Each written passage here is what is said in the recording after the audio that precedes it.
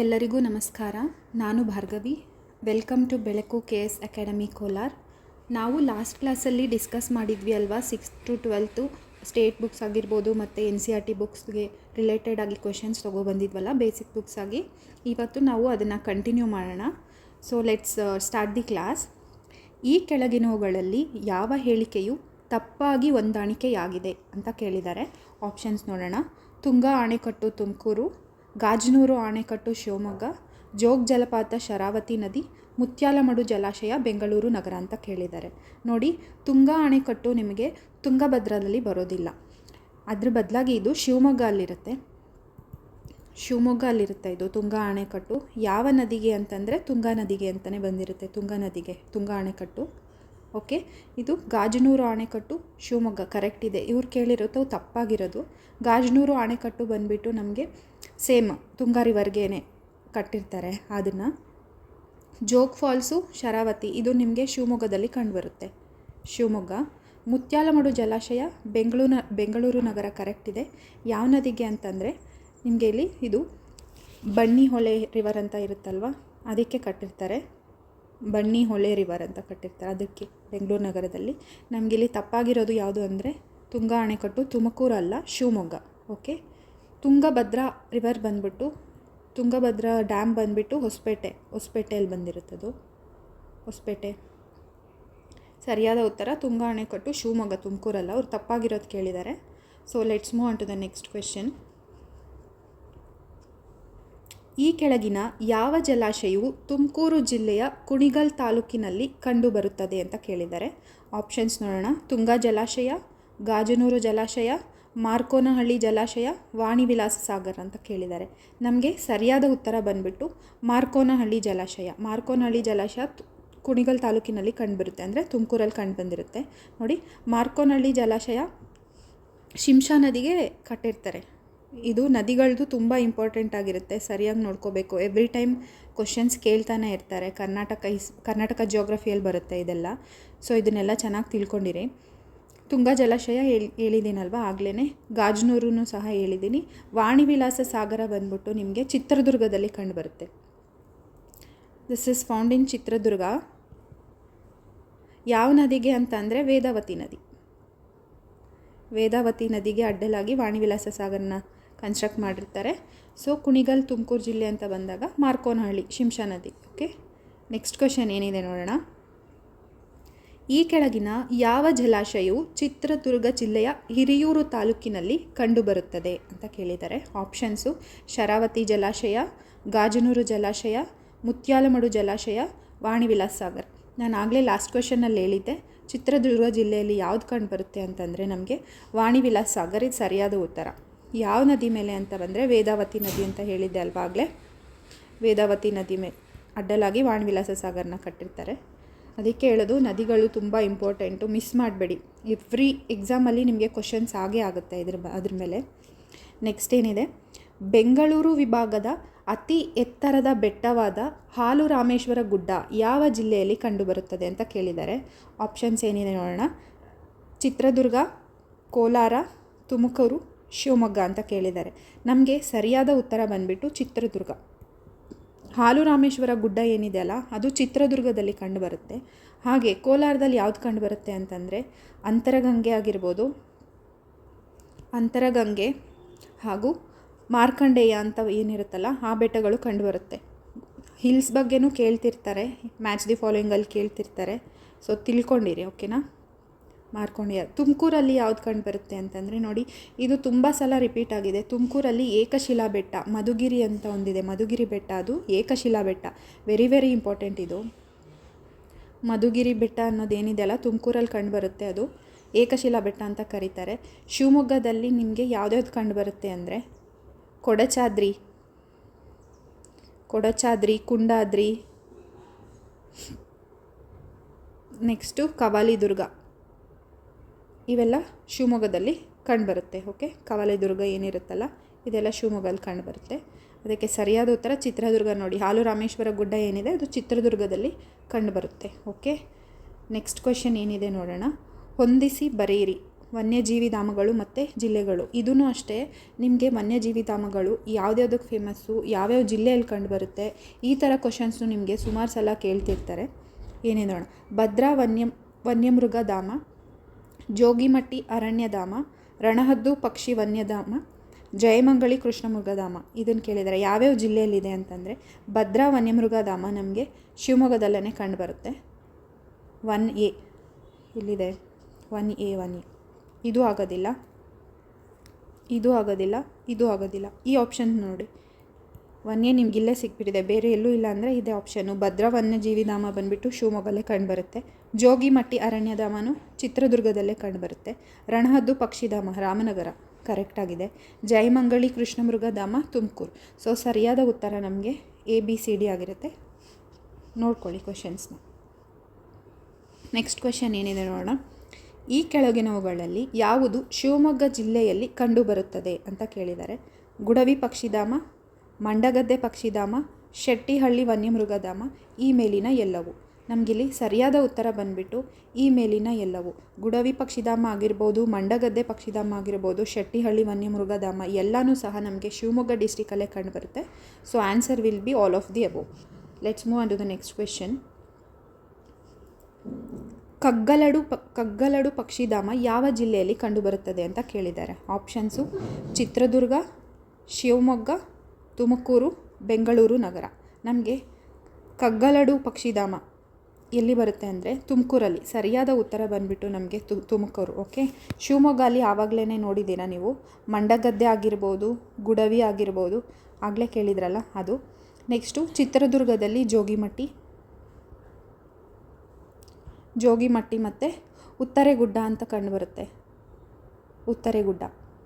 Okay, next ನೋಡಿ ಇಷ್ಟು. ಇದಕ್ಕೆ ಕಗ್ಗಲಡು ಪಕ್ಷಿಧಾಮ ಸರಿಯಾದ ಉತ್ತರ ತುಮಕೂರು.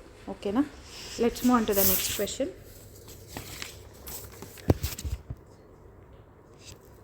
ಬನ್ನೇರುಘಟ್ಟ ರಾಷ್ಟ್ರೀಯ ಉದ್ಯಾನವನ ಯಾವ ಜಿಲ್ಲೆಯಲ್ಲಿ ಕಂಡುಬರುತ್ತದೆ? ಆಪ್ಷನ್ಸ್ ಮೈಸೂರು, ತುಮಕೂರು, ರಾಮನಗರ, ಬೆಂಗಳೂರು ನಗರ ಅಂತ ಕೇಳಿದ್ದಾರೆ. ಎಲ್ಲರಿಗೂ ಗೊತ್ತಿದೆ ಬನ್ನೇರುಘಟ್ಟ ನ್ಯಾಷನಲ್ ಪಾರ್ಕ್ ನಮಗೆ ಬೆಂಗಳೂರು ನಗರದಲ್ಲಿ ಕಂಡುಬರುತ್ತೆ. ನೋಡಿ, ಕರ್ನಾಟಕದಲ್ಲಿ 5 ನ್ಯಾಷನಲ್ ಪಾರ್ಕ್ಸ್ ಇರುತ್ತೆ.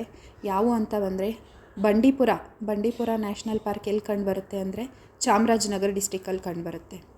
ಇದನ್ನು ತುಂಬ ಸಲ ಕೇಳ್ತಿರ್ತಾರೆ ನಿಮಗೆ ಮ್ಯಾಚ್ ದಿ ಫಾಲೋಯಿಂಗಲ್ಲಿ, ಚಾಮರಾಜನಗರ ಡಿಸ್ಟಿಕಲ್ಲಿ. ನೆಕ್ಸ್ಟು ಕುದುರೆಮುಖ ಎಲ್ಲಿ ಕಂಡುಬರುತ್ತೆ ಅಂತಂದರೆ ಚಿಕ್ಕಮಂಗ್ಳೂರು ಡಿಸ್ಟಿಕಲ್ಲಿ ಕಂಡುಬರುತ್ತೆ. ನೆಕ್ಸ್ಟು ನಾಗರಹೊಳೆ ಏನಕ್ಕೆ ಫೇಮಸ್ಸು ಅಂದರೆ ಎಲಿಫೆಂಟ್ಸ್ಗೆ ಫೇಮಸ್ ಇರುತ್ತೆ. ಇದು ಕೊಡಗಲ್ಲಿ ಕಂಡುಬರುತ್ತೆ. ಓಕೆ, ಕೊಡಗು. ನೆಕ್ಸ್ಟು ಅನ್ಶಿ ಎಲ್ಲಿ ಕಂಡುಬರುತ್ತೆ ಅಂದರೆ ಉತ್ತರ ಕನ್ನಡ ಡಿಸ್ಟಿಕಲ್ಲಿ ಕಂಡುಬರುತ್ತೆ.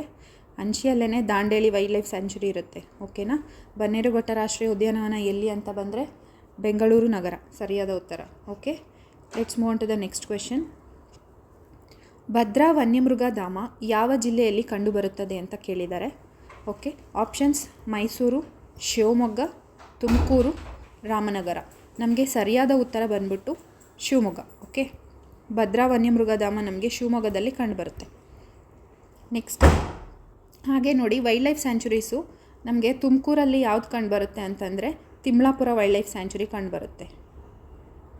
ತಿಮ್ಲಾಪುರ ವೈಲ್ಡ್ ಲೈಫ್ ಸ್ಯಾಂಚುರಿ ತುಮಕೂರಲ್ಲಿ ಕಂಡುಬರುತ್ತೆ. ಇದು ಸ್ಲಾತ್ ಬಿಯರ್ಸ್ಗೆ ಫೇಮಸ್. ಓಕೆ, ಸ್ಲಾತ್ ಬಿಯರ್ ಅಂತ ಬರುತ್ತೆ, ಅದಕ್ಕೆ ಫೇಮಸ್ಸು. ನೆಕ್ಸ್ಟು ನಮಗೆ ರಾಮನಗರದಲ್ಲಿ ರಾಮದೇವರ ಬೆಟ್ಟ ವಲ್ಚರ್ ಸ್ಯಾಂಚುರಿ, ರಣಹದ್ದು ಅಂತ ಏನು ಕರಿತೀವಿ, ರಾಮದೇವರ ಬೆಟ್ಟ.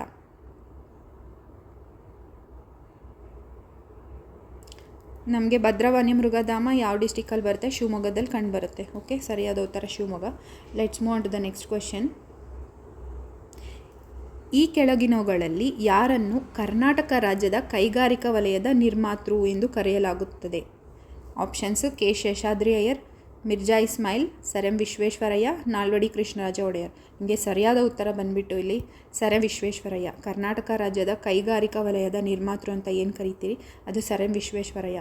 ಸರ್ ಎಂ ವಿಶ್ವೇಶ್ವರಯ್ಯ ಅವರು ಮೈಸೂರು ಒಡೆಯರ್ ಟೈಮಲ್ಲಿ ದಿವಾನ್ ಆಗಿರ್ತಾರೆ. ಅವರು ತುಂಬ ಕಾಂಟ್ರಿಬ್ಯೂಷನ್ಸ್ ಮಾಡಿರ್ತಾರೆ. ನಿಮ್ಗೆ ಇದೆಲ್ಲ ಕರ್ನಾಟಕ ಹಿಸ್ಟ್ರಿಯಲ್ಲಿ ತಿಳ್ಕೊತೀರಾ. ಈ ಕರ್ನಾಟಕ ಹಿಸ್ಟ್ರಿನೂ ಅಷ್ಟೇ ತುಂಬ ಇಂಪಾರ್ಟೆಂಟ್ ಆಗಿರುತ್ತೆ. ಸೊ ಡೀಟೇಲ್ ಆಗಿ ನಿಮಗೆ ಕರ್ನಾಟಕ ಹಿಸ್ಟ್ರಿಯಲ್ಲಿ ಇದ್ರ ಬಗ್ಗೆ ಎಲ್ಲ ತಿಳ್ಕೊತೀರಾ. ನಮಗೆ ಶೇಷಾದ್ರಿ ಅಯ್ಯರ್ ಏನಿರ್ತಾರೆ ಅವರು for the first time hydro electric power ಶಿವನ ಸಮುದ್ರ ಏಷ್ಯಾದಲ್ಲೇ ಮೊದಲ ಬಾರಿಗೆ ಹೈಡ್ರೋ ಎಲೆಕ್ಟ್ರಿಕ್ ಪವರ್ನ ತಂದಿರ್ತಾರೆ ಶೇಷಾದ್ರಿ ಅಯ್ಯರ್ ಅವರು. ನೀವು ಡೀಟೇಲ್ ಆಗಿ ಕರ್ನಾಟಕ ಹಿಸ್ಟ್ರಿ ಬಂದಾಗ ತಿಳ್ಕೊಂಡಿರ್ತೀರ. ಸೊ ಇದಕ್ಕೆ ಸರಿಯಾದ ಉತ್ತರ ಬಂದ್ಬಿಟ್ಟು ಸರ್ ಎಂ ವಿಶ್ವೇಶ್ವರಯ್ಯ ಆಗಿರುತ್ತೆ.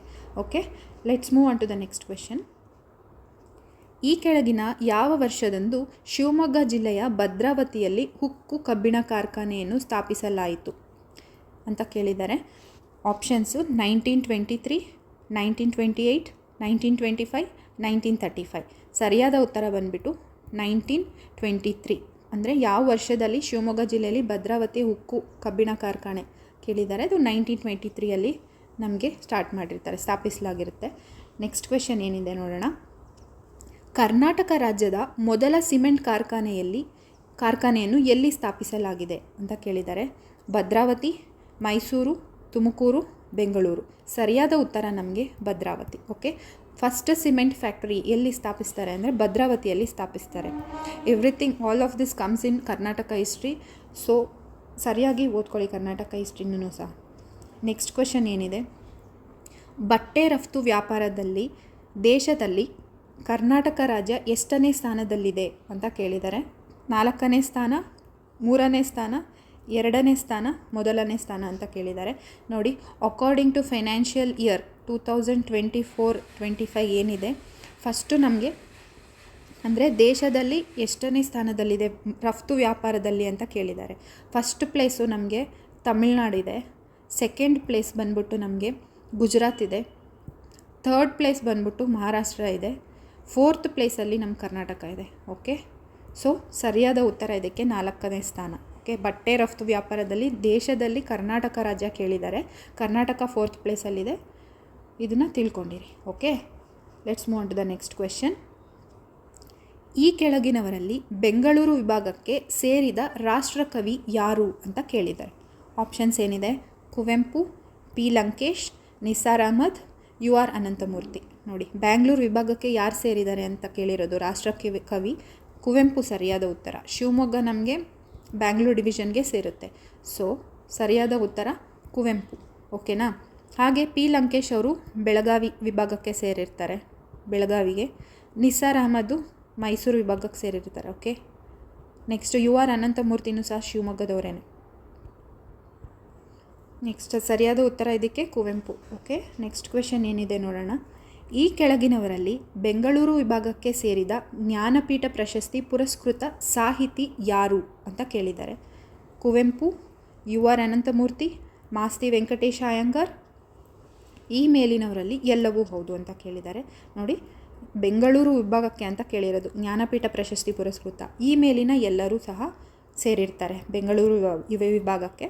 ಕುವೆಂಪು ಅವರು ಶಿವಮೊಗ್ಗ ಗೊತ್ತಿದೆ, ಯು ಆರ್ ಅನಂತಮೂರ್ತಿ ಅವರು ಶಿವಮೊಗ್ಗ, ಮಾಸ್ತಿ ವೆಂಕಟೇಶ ಅಯ್ಯಂಗಾರು ಗೊತ್ತಿದೆ ಅಲ್ವಾ, ಮಾಸ್ತಿ ಕನ್ನಡದ ಆಸ್ತಿ ಅಂತ ಕೇಳ್ತೀರಾ, ಅವರೂ ಸಹ ಕೋಲಾರ ಡಿಸ್ಟ್ರಿಕ್ಟ್ ಸೇರಿರ್ತಾರೆ. ಇವೆಲ್ಲವೂ ಸಹ ಬೆಂಗಳೂರು ಡಿವಿಷನ್ ಅಂಡರಲ್ಲಿ ಬರ್ತಾರೆ ಇವರೆಲ್ಲರೂ. ಸೊ ಸರಿಯಾದ ಉತ್ತರ ಈ ಮೇಲಿನ ಎಲ್ಲವೂ ಸಹ ಹೌದು. Okay, let's move on to the next question. ಈ ಕೆಳಗಿನವರಲ್ಲಿ ಯಾರನ್ನು ನಾಟಕ ರತ್ನ ಮತ್ತು ನಾಟಕ ಸಾರ್ವಭೌಮ ಎಂಬ ಬಿರುದಿನಿಂದ ಕರೆಯುತ್ತಾರೆ ಅಂತ ಕೇಳಿದ್ದಾರೆ. ಆಪ್ಷನ್ಸ್ ಏನಿದೆ. ಗುಬ್ಬಿ ವೀರಣ್ಣ, ಶಂಕರ್ನಾಗ್, ಡಾಕ್ಟರ್ ರಾಜ್ಕುಮಾರ್, ಮಾಸ್ಟರ್ ಹಿರಣ್ಣಯ್ಯ ಅಂತ ಕೇಳಿದ್ದಾರೆ. ನಿಮಗೆ ಸರಿಯಾದ ಉತ್ತರ ಬಂದುಬಿಟ್ಟು ಗುಬ್ಬಿ ವೀರಣ್ಣ.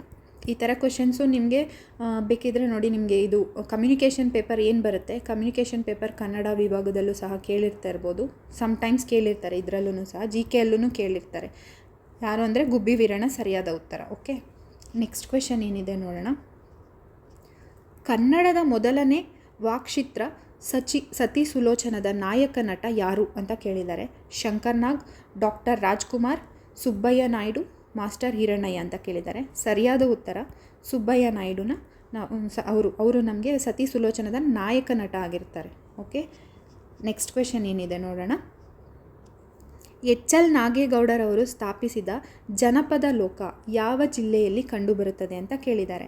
ಮೈಸೂರು, ಬೆಂಗಳೂರು, ರಾಮನಗರ, ತುಮಕೂರು.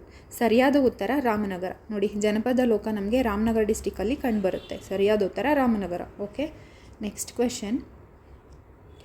ಭಾರತ ರತ್ನ ಪ್ರಶಸ್ತಿಯನ್ನು ಪಡೆದಂತಹ ಸರ್ ಎಂ ವಿಶ್ವೇಶ್ವರಯ್ಯ ಮತ್ತು CNR ರಾವ್ ಅವರು ಬೆಂಗಳೂರು ವಿಭಾಗದ ಯಾವ ಜಿಲ್ಲೆಗೆ ಸಂಬಂಧಿಸಿದ್ದಾರೆ ಅಂತ ಕೇಳಿದ್ದಾರೆ. ಮೈಸೂರು, ಶಿವಮೊಗ್ಗ, ಕೋಲಾರ, ಚಿತ್ರದುರ್ಗ ಅಂತ ಕೇಳಿದ್ದಾರೆ. ನಿಮಗೆ ಸರ್ ಎಂ ವಿಶ್ವೇಶ್ವರಯ್ಯರವರು ಚಿಕ್ಕಬಳ್ಳಾಪುರ ಅಲ್ವಾ, ಈಗ ಪ್ರೆಸೆಂಟ್. ಮುಂಚೆ ಇದು ಕೋಲಾರ ಡಿಸ್ಟಿಕ್ ಇತ್ತು, ಆಮೇಲೆ ಚಿಕ್ಕಬಳ್ಳಾಪುರ ಡಿಸ್ಟಿಕ್ ಆಗಿದೆ. CNR ರಾವ್ ಬಂದುಬಿಟ್ಟು ಕೋಲಾರ ಡಿಸ್ಟಿಕ್ನವರು. ಸೊ ನಿಮಗೆ ಸರಿಯಾದ ಉತ್ತರ ಇಲ್ಲಿ ಅವ್ರು ಏನು ಕೇಳಿದ್ದಾರೆ, ಯಾವ ಬೆಂಗಳೂರು ವಿಭಾಗದ ಯಾವ ಜಿಲ್ಲೆ ಅಂತ ಕೇಳಿದ್ದಾರೆ. ಚಿಕ್ಕಬಳ್ಳಾಪುರ ಇಲ್ಲ, ಸೊ ಕೋಲಾರ ಡಿಸ್ಟಿಕ್ಗೆ ಸೇರಿರ್ತಾರೆ. ಓಕೆ, ನೆಕ್ಸ್ಟ್ ಕ್ವೆಶನ್ ಏನಿದೆ ನೋಡೋಣ. ಈ ಕೆಳಗಿನವುಗಳಲ್ಲಿ ಯಾರನ್ನು ಕರ್ನಾಟಕ ಏಕೀಕರಣದ ರೂವಾರಿ ಎಂದು ಕರೆಯುತ್ತಾರೆ ಅಂತ ಕೇಳಿದ್ದಾರೆ. ಆಪ್ಷನ್ಸ್ ಏನಿದೆ: S Nijalingappa, D Devaraj Urs, Kengal Hanumanthaiah, sir M Visvesvaraya ಅಂತ ಕೇಳಿದ್ದಾರೆ. ಓಕೆ, ನಿಮಗೆ ಇದಕ್ಕೆ ಸರಿಯಾದ ಉತ್ತರ ಬಂದುಬಿಟ್ಟು ಕೆಂಗಲ್ ಹನುಮಂತಯ್ಯ. ಕೆಂಗಲ್ ಹನುಮಂತಯ್ಯನ ನಾವು ಕರ್ನಾಟಕ ಏಕೀಕರಣದ ರೂವಾರಿ, ಅಂದರೆ ಕರ್ನಾಟಕ ಯೂನಿಫಿಕೇಷನ್ ಏನಾಗಿರುತ್ತಲ್ಲ ಆವಾಗ ಇವ್ರದ್ದು ಕಾಂಟ್ರಿಬ್ಯೂಷನ್ ತುಂಬ ಚೆನ್ನಾಗಿರುತ್ತೆ. ಸೊ ನಾವು ಕೆಂಗಲ್ ಹನುಮಂತಯ್ಯ ಅವ್ರನ್ನ ಕರ್ನಾಟಕ ಏಕೀಕರಣದ ರೂವಾರಿ ಅಂತ ಕರೆದಿರ್ತಾರೆ. ಕನ್ನಡ ಸ್ಪೀಕಿಂಗ್ ಲ್ಯಾಂಗ್ವೇಜಸ್ ಏನಿರುತ್ತಲ್ವ ಅದನ್ನೆಲ್ಲ ಒಗ್ಗೂಡಿಸಿ ಕರ್ನಾಟಕ ರಾಜ್ಯ ಮಾಡಬೇಕು ಅಂತ ಬಂದಾಗ ಕರ್ನಾಟಕ ಯೂನಿಫಿಕೇಷನ್ ಅಂತ ಒಂದು ನಿಮಗೆ ಸಪ್ರೇಟ್ ಟಾಪಿಕ್ ಇರುತ್ತೆ. ಆವಾಗ ಇವ್ರದ್ದೆಲ್ಲ ಕಾಂಟ್ರಿಬ್ಯೂಷನ್ಸು ತುಂಬ ದೊಡ್ಡದಾಗಿರುತ್ತೆ. ಸೊ ಸರಿಯಾದ ಉತ್ತರ ನಿಮಗೆ ಕೆಂಗಲ್ ಹನುಮಂತಯ್ಯರವರು ಆಗಿರ್ತಾರೆ. ಓಕೆ, ನೆಕ್ಸ್ಟ್ ಕ್ವೆಶನ್ ಏನಿದೆ ನೋಡೋಣ. ಕರ್ನಾಟಕ ವಿಧಾನಸೌಧ ಸ್ಥಾಪನೆಯಾದಂಥ ಸಂದರ್ಭದಲ್ಲಿ ಕರ್ನಾಟಕದ ಮುಖ್ಯಮಂತ್ರಿಗಳಾಗಿ ಯಾರು ಕಾರ್ಯನಿರ್ವಹಿಸುತ್ತಿದ್ದರು ಅಂತ ಕೇಳಿದ್ದಾರೆ. ಆಪ್ಷನ್ಸ್ ಏನಿದೆ: KC Reddy, S Nijalingappa, D Devaraj Urs, Kengal Hanumanthaiah. ಸರಿಯಾದ ಉತ್ತರ ನಿಮಗೆ ಇಲ್ಲಿ ಎಸ್ ನಿಜಲಿಂಗಪ್ಪರವರಾಗಿರ್ತಾರೆ. ಅಂದರೆ ಕರ್ನಾಟಕ ವಿಧಾನಸೌಧ ಸ್ಥಾಪನೆಯಾದಂಥ ಟೈಮಲ್ಲಿ ನಮಗೆ ಕರ್ನಾಟಕ ಮುಖ್ಯಮಂತ್ರಿಗಳು ಯಾರು ಅಂತ ಕೇಳಿರೋದು. ಸೊ ಸರಿಯಾದ ಉತ್ತರ ಎಸ್ ನಿಜಲಿಂಗಪ್ಪರವರಾಗಿರ್ತಾರೆ. ಓಕೆನಾ, ನೆಕ್ಸ್ಟ್ ಕ್ವೆಶನ್ ಏನಿದೆ ನೋಡೋಣ. ಕರ್ನಾಟಕದ ಮುಖ್ಯಮಂತ್ರಿಗಳಿಗೆ ಸಂಬಂಧಿಸಿದಂತೆ ಈ ಕೆಳಗಿನ ಯಾವ ಹೇಳಿಕೆಯು ಸರಿಯಾಗಿದೆ ಅಂತ ಕೇಳಿದ್ದಾರೆ. ಏನಿದೆ: ಕರ್ನಾಟಕ ರಾಜ್ಯದ ಮೊದಲ ಮುಖ್ಯಮಂತ್ರಿ KC ರೆಡ್ಡಿ, ಕರ್ನಾಟಕ ಏಕೀಕರಣದ ಮೊದಲ ಮುಖ್ಯಮಂತ್ರಿ ಕೆಂಗಲ್ ಹನುಮಂತಯ್ಯ, ಕರ್ನಾಟಕ ರಾಜ್ಯವು ಕರ್ನಾಟಕ ಎಂದು ನಾಮಕರಣಗೊಂಡ ಸಂದರ್ಭದಲ್ಲಿ ಇದ್ದಂತಹ ಮುಖ್ಯಮಂತ್ರಿ ಡಿ ದೇವರಾಜ ಅರಸ್ ಅಂತ ಕೇಳಿದ್ದಾರೆ. ಆಪ್ಷನ್ಸ್ ಏನಿದೆ: 1 ಮತ್ತು 4 ಮಾತ್ರ ಸರಿ, 1 ಮತ್ತು 3 ಮಾತ್ರ ಸರಿ, 1, 2 ಮತ್ತು 3 ಎಲ್ಲವೂ ಸರಿ, ಇದು ಮರ್ತಿದೆ, 1, 2 ಮಾತ್ರ ಸರಿ ಅಂತ ಕೇಳಿದ್ದಾರೆ. ನಮಗೆ ಸರಿಯಾದ ಉತ್ತರ ಇಲ್ಲಿ 1 ಮತ್ತು 3 ಮಾತ್ರ ಸರಿ ಅಂತ. ಓಕೆನಾ, ಕರ್ನಾಟಕ ರಾಜ್ಯದ ಮೊದಲ ಮುಖ್ಯಮಂತ್ರಿ KC ರೆಡ್ಡಿ, ಹೌದು ಕರೆಕ್ಟು. ಬಟ್ ನೋಡಿ, ಕರ್ನಾಟಕ ಏಕೀಕರಣದ ಮೊದಲ ಮುಖ್ಯಮಂತ್ರಿ ಕೆಂಗಲ್ ಹನುಮಂತಯ್ಯರವರಲ್ಲ, ಬದಲಾಗಿ ಎಸ್ ನಿಜಲಿಂಗಪ್ಪ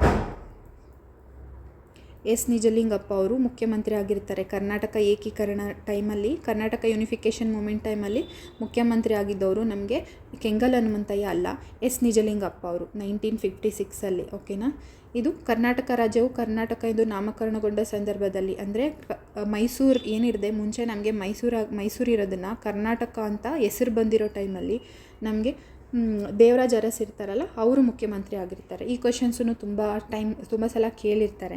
ಇದಕ್ಕೆ ಸರಿಯಾದ ಉತ್ತರ 1 ಮತ್ತು 3 ಮಾತ್ರ ಸರಿ. Okay, let's move on to the next question. ಹಿಪ್ಪು ನೇರಳೆ ಎಲೆಯು ಈ ಕೆಳಗಿನ ಯಾವ ಕೃಷಿ ಉದ್ದಿಮೆಗೆ ಕಚ್ಚಾ ಸಾಮಗ್ರಿಯಾಗಿದೆ ಅಂತ ಕೇಳಿದ್ದಾರೆ. ಕಬ್ಬು, ರೇಷ್ಮೆ, ಭತ್ತ, ತಂಬಾಕು. ಸರಿಯಾದ ಉತ್ತರ ಎಲ್ಲರಿಗೂ ಗೊತ್ತಿದೆ, ಹಿಪ್ಪುನೇರಳೆ ರೇಷ್ಮೆಗೆ ರಿಲೇಟೆಡ್ ಆಗಿರೋದು ಅಂತ ಎಲ್ಲರಿಗೂ ಗೊತ್ತಿರುತ್ತೆ. ನೆಕ್ಸ್ಟ್ ಕ್ವೆಶನ್ ಏನಿದೆ: ಬೆಂಗಳೂರು ನಗರದಲ್ಲಿ ಪ್ರತಿ ವರ್ಷ ನಡೆಯುವ ಪ್ರಸಿದ್ಧ ಉತ್ಸವ ಯಾವುದು ಅಂತ ಕೇಳಿದ್ದಾರೆ. ಕರಗ, ಗೂಳಿಕಾಳಗ, ಈ ಮೇಲಿನ ಎಲ್ಲವೂ ಅಂತ ಕೇಳಿದ್ದಾರೆ. ನೋಡಿ, ಬೆಂಗಳೂರಲ್ಲಿ ನಮಗೆ ಫೇಮಸ್ ಆಗಿರೋವಂಥ ಉತ್ಸವ ನಡೆಯೋದು ಬಂದ್ಬಿಟ್ಟು ಕರಗ. ಗೂಳಿಕಾಳಗ ಬಂದುಬಿಟ್ಟು ನಿಮಗೆ ಉತ್ತರ ಕನ್ನಡ ಡಿಸ್ಟಿಕಲ್ಲಿ ಕಂಡುಬರುತ್ತೆ. ಓಕೆನಾ, ನೆಕ್ಸ್ಟ್ ಕ್ವೆಶನ್ ಏನಿದೆ: ಈ ಕೆಳಗಿನ ಚಿತ್ರದಲ್ಲಿ ಕಂಡುಬರುವ ಭೂಪಟವು ಕರ್ನಾಟಕ ರಾಜ್ಯದ ಯಾವ ಕಂದಾಯ ವಿಭಾಗಕ್ಕೆ ಸಂಬಂಧಿಸಿದೆ ಅಂತ ಕೇಳಿದ್ದಾರೆ. ಇಲ್ಲಿ ಫಿಗರ್ನ ನೋಡಿಬಿಟ್ಟು ನೀವು ಆನ್ಸರ್ ಮಾಡಬೇಕಾಗುತ್ತೆ. ನೋಡಿ ಯಾವುದ್ಯಾವುದಿದೆ ಅಂತ. ಉಡುಪಿ ಇದೆ, ಚಿಕ್ಕಮಗಳೂರು ಇದೆ, ದಕ್ಷಿಣ ಕನ್ನಡ ಇದೆ, ಹಾಸನ ಇದೆ, ಕೊಡಗು ಇದೆ, ಮಂಡ್ಯ ಇದೆ, ಮೈಸೂರು ಇದೆ, ಚಾಮರಾಜನಗರ.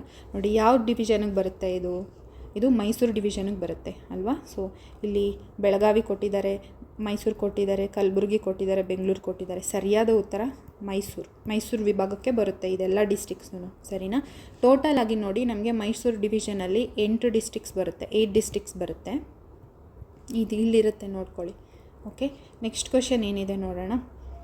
ಮೈಸೂರು ವಿಭಾಗದಲ್ಲಿ ಕಂಡುಬರುವ ಒಟ್ಟು ಜಿಲ್ಲೆಗಳ ಸಂಖ್ಯೆ ಎಷ್ಟು ಅಂತ ಕೇಳಿದ್ದಾರೆ.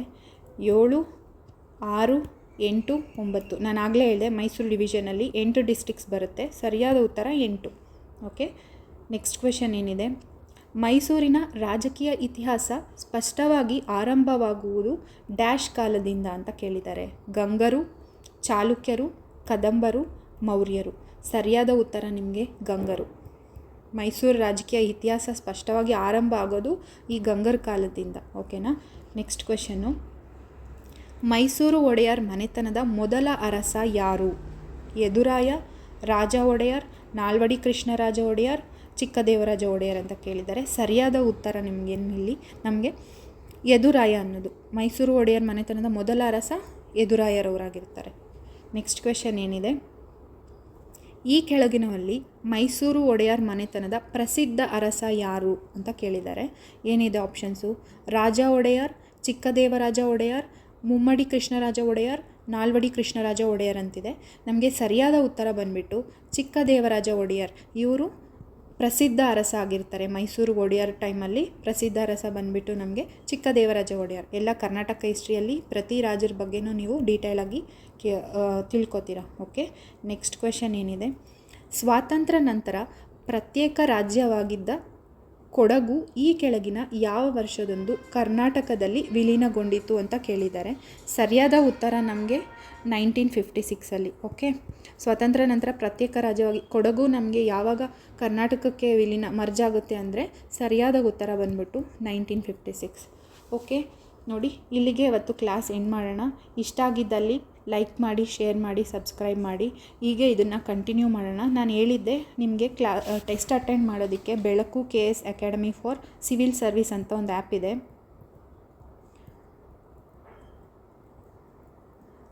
ಅದನ್ನು ಹೋಗಿ ಆ್ಯಪ್ನ ಡೌನ್ಲೋಡ್ ಮಾಡ್ಕೊಳ್ಳಿ, ಟೆಸ್ಟ್ನ ಅಟೆಂಡ್ ಮಾಡಿ. ಹೀಗೆ ಇಷ್ಟ ಆದಲ್ಲಿ ಲೈಕ್ ಮಾಡಿ, ಶೇರ್ ಮಾಡಿ. Thank you so much for watching the class. Thank you.